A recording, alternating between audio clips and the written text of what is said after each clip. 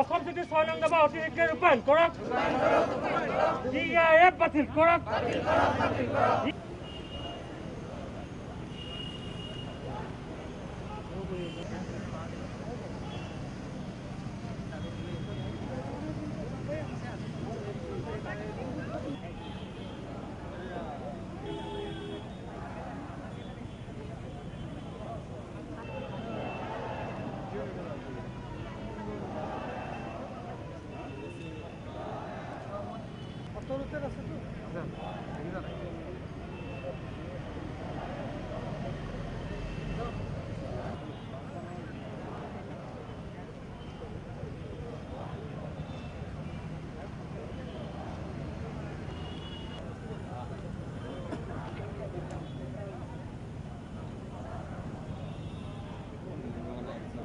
লাগিবই লাগিবই ইনকলাব জিন্দাবাদ জিন্দাবাদ জিন্দাবাদ ইনকলাব জিন্দাবাদ জিন্দাবাদ জিন্দাবাদ অসম চুক্তি 6 নং দফা অতিৰিক্ত ৰূপায়ণ কৰিব EIF বাতিল কৰক বাতিল কৰক বাতিল কৰক EIF বাতিল কৰক বাতিল কৰক বাতিল কৰক EIF বাতিল কৰক বাতিল কৰক বাতিল কৰক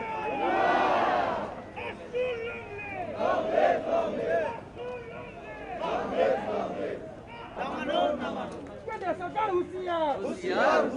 কেন্দ্ৰীয় চৰকাৰ 2016 চনত শাসনৰ গাদীলৈ আহোঁতে প্ৰতিশ্ৰুতি দিছে যে অসম চুক্তি আখৰে আখৰে পালন কৰিব আৰু 4.5 বছৰ যোৱাৰ পিছত আজি তাৰিখত সেই অসম চুক্তি ৰূপায়ণৰ বাবে কোনো ধৰণৰ পদক্ষেপ গ্ৰহণ কৰা নাই ৰজাঘৰীয়াৰ প্ৰতিশ্ৰুতিসমূহ প্ৰতিশ্ৰুতি হৈ ৰ'ব নে আচলতে সঁচা অৰ্থত কাৰ্যত পৰিণত হ'ব সেয়া কিন্তু বাস্তৱ ক্ষেত্ৰত তেওঁলোকে কি কৰিব সেয়া ৰাজক জনোৱাৰ সময় আহি পৰিছে কাৰণ 6 মাহ পিছত তেওঁলোকৰ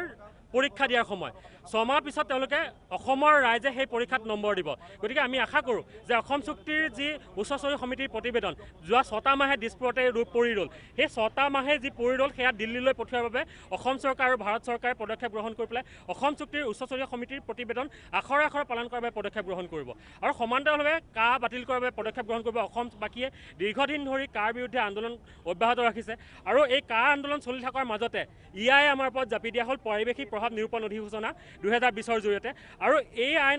অধিসূচনাৰ জৰিয়তে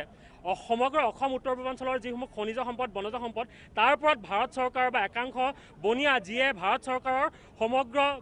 বিষয়সমূহ নিৰূপণ কৰে তেওঁলোকৰ লোলুপ দৃষ্টি পৰিছে আৰু অসম উত্তৰ পূৰ্বাঞ্চল এইসমূহ সম্পদ তেওঁলোকে আমাৰ পৰা কাঢ়ি লৈ যাব বিচাৰিছে গতিকে আমি এই সমগ্ৰ পৰিঘটনাৰ বিৰোধিতা কৰিছোঁ আৰু বাগজানৰ যিসকল ক্ষতিগ্ৰস্ত লোক তেওঁলোকৰ সংস্থাপন আৰু উপযুক্ত সাহায্য প্ৰদানৰ বাবে আমি দাবী উত্থাপন কৰিছোঁ